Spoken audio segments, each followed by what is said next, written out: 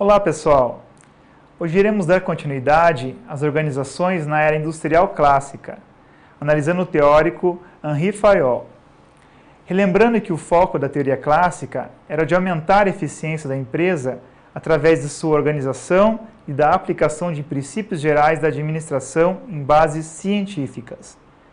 Iremos ver então as contribuições desse teórico. Jules Henri Fayol era francês, formado em engenharia de Minas, nascido em 1841 em Constantinopla, atual Istambul, na Turquia.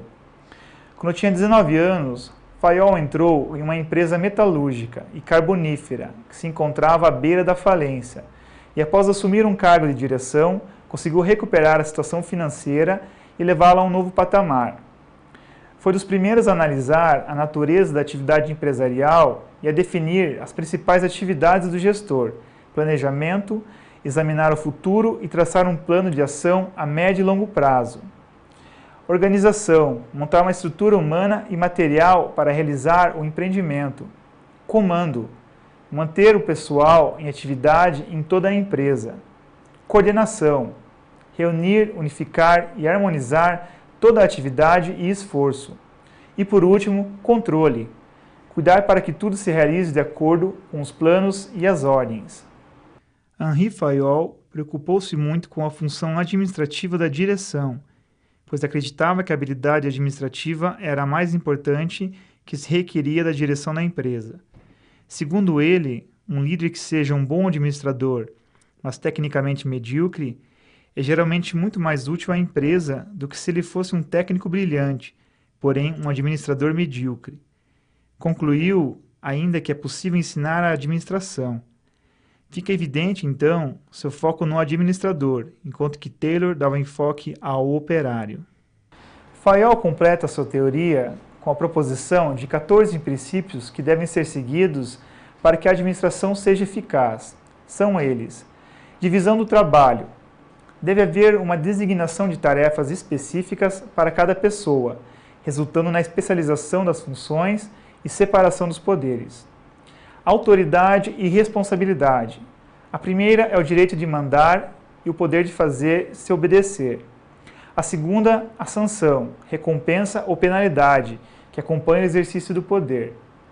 Disciplina. Respeito aos acordos estabelecidos entre a empresa e seus agentes. Procurar a unidade de comando, de forma que cada pessoa tenha apenas um superior. Unidade de direção. Um só chefe e um só programa para um conjunto de operações que visam ao mesmo objetivo. Interesse geral. Subordinação do interesse individual ao interesse geral. Remuneração do pessoal, de forma equitativa e com base tanto em fatores internos quanto externos. A questão da centralização seria o equilíbrio entre a concentração de poderes de decisão no chefe, sua capacidade de enfrentar suas responsabilidades e a iniciativa dos subordinados. Cadeia escalar ou linha de comando tem a ver com a hierarquia, a série dos chefes do primeiro ao último escalão, dando-se aos subordinados de chefes diferentes autonomias para estabelecer relações diretas. Questão da ordem, um lugar para cada pessoa e cada pessoa em seu lugar. Equidade, tratamento das pessoas com benevolência e justiça, não excluindo a energia e o rigor quando necessários. Estabilidade do pessoal, é a manutenção das equipes como forma de promover seu desenvolvimento. Iniciativa, faz aumentar o zelo e a atividade dos agentes. E por último, o espírito de equipe, que tem a função de desenvolver e manter a harmonia dentro da força de trabalho. Para Fayol, toda empresa desempenha 6 funções básicas. As técnicas, relacionadas com a produção de bens ou de serviços da empresa, função relacionada com a produção. Comerciais, relacionadas com a compra, venda e troca de matéria-prima e produtos. Financeiras, relacionadas com a captação e a gerência de capitais. Segurança, relacionadas com a proteção e preservação dos bens e das pessoas de problemas, como roubo, inundações e obstáculos de ordem social, como greves e atentados. Contábeis, relacionadas com inventários, registros, balanços, custos e estatísticas. Administrativas, relacionadas com a integração das outras 5 funções. As funções administrativas coordenam as demais funções da empresa. É visto que sua ênfase está na estrutura organizacional, pela visão do homem econômico e pela busca da máxima eficiência. É caracterizada pelo olhar sobre todas as esferas da organização, operacionais e gerenciais, bem como na direção de aplicação do topo para baixo, da gerência para a produção. O modo como Fayol entendia a organização da empresa fez com que a teoria clássica recebesse também a denominação de abordagem anatômica e estrutural.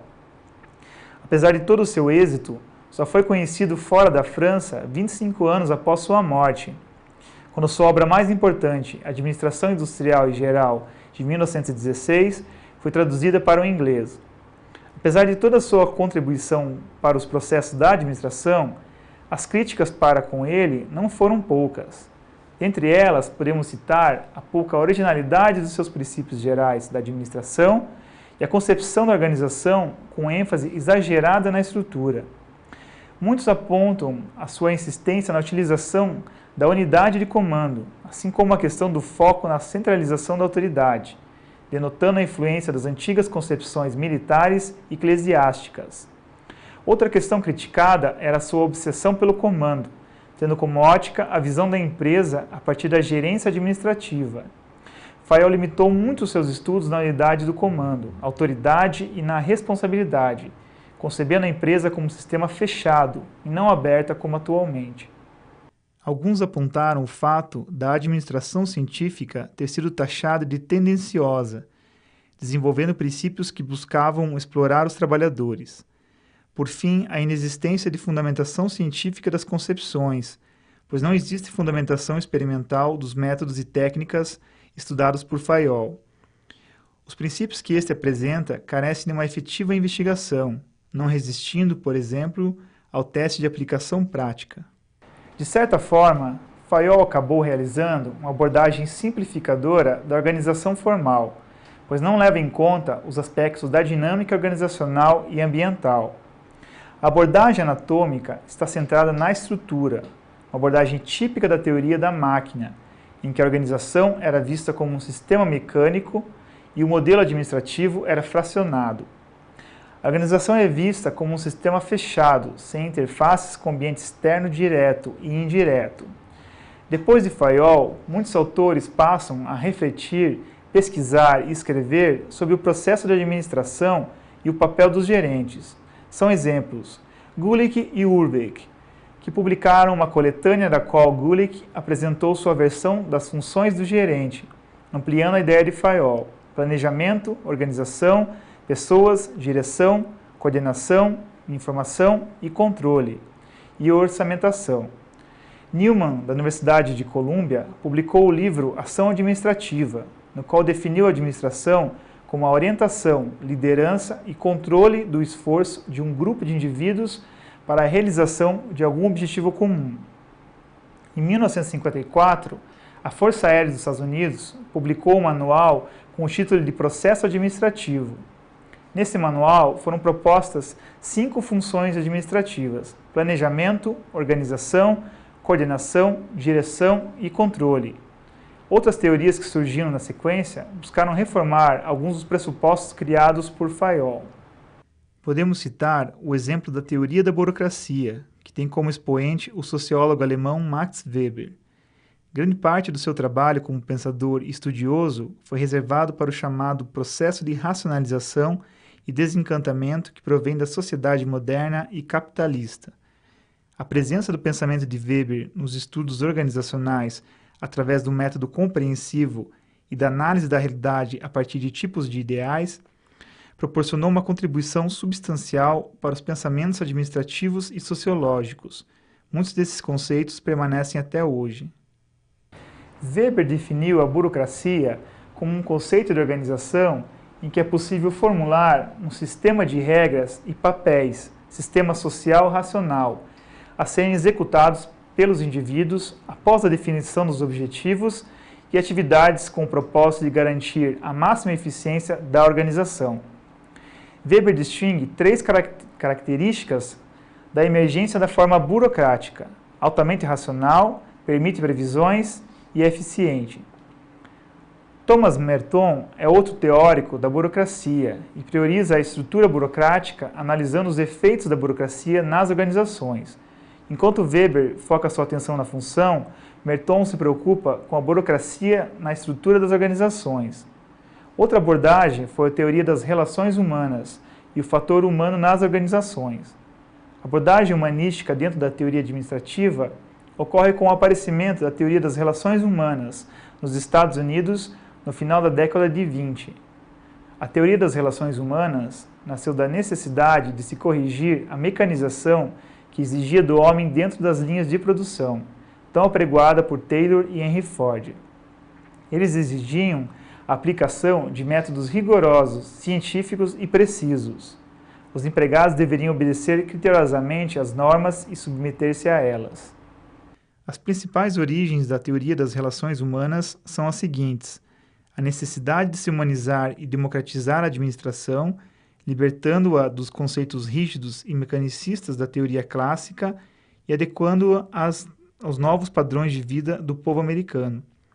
O desenvolvimento das chamadas ciências humanas, principalmente a psicologia e a sociologia, e as conclusões da experiência de Hawthorne, desenvolvida entre 1927 e 1932, sob a coordenação de Elton Mayo, que criticaram os princípios postulados da teoria clássica da administração.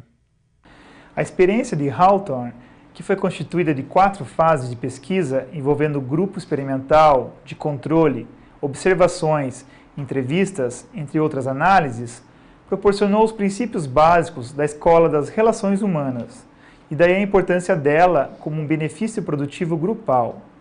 Mayo defende que o trabalho é uma atividade tipicamente grupal. O operário não reage como indivíduo isolado, mas como membro de um grupo social. Para ele, a tarefa básica da administração é formar uma elite capaz de compreender e de comunicar com chefes democráticos, persuasivos e simpáticos a todo o pessoal. O ser humano é motivado pela necessidade de estar junto a alguém, de ser reconhecido e receber adequada comunicação. A sociedade industrializada traz como consequência a desintegração dos grupos primários, como a família, grupos informais e a religião, podendo ser considerada a fábrica como um novo lar, um local de compreensão e de segurança emocional para os indivíduos. Após o domínio da teoria das relações humanas por cerca de mais de uma década, ao final dos anos 50, ela entrou em declínio, passando a ser intensamente criticada, a tal ponto que suas concepções passaram a ser profundamente revistas e alteradas. As principais críticas à teoria foram a sua oposição cerrada à teoria clássica, a inadequada visualização dos problemas das relações industriais, a sua concepção ingênua e romântica do operário, a limitação do campo experimental e a parcialidade das conclusões, a ênfase exagerada nos grupos informais e, por último, o enfoque manipulativo das relações humanas. Chegamos ao final, pessoal. Na aula de hoje, pudemos perceber as diferentes perspectivas das teorias das organizações na era industrial clássica. Havíamos visto que, para Taylor, a compreensão do processo está voltada para a construção de um padrão científico de conduta do operário na linha de produção. Já para Fayol, o foco deve ser no administrador. Vimos então como a teoria burocrática dá ênfase no papel da estrutura e o processo de racionalização nas organizações com rigorosos controles burocráticos. E, por fim, as escolas das relações humanas, que nasceram da necessidade de se corrigir a mecanização que exigia do homem dentro das linhas de produção. Até a próxima videoaula.